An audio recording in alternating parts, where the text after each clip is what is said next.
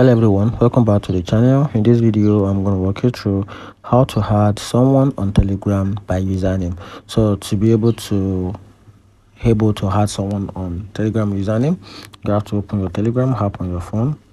Then make sure that there's a Telegram username that you have that you want to add, or probably someone shared you the Telegram username and you want to add them on your Telegram account. So the best thing to do is just to go to, you can use the Telegram search, just paste in the Telegram username if you want.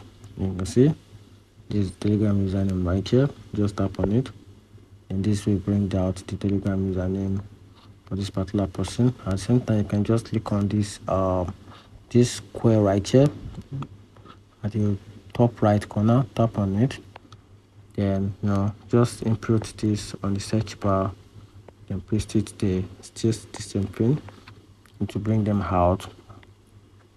And that's a simple step-by-step guide on how you can simply add someone to your Telegram by their username, and that's it.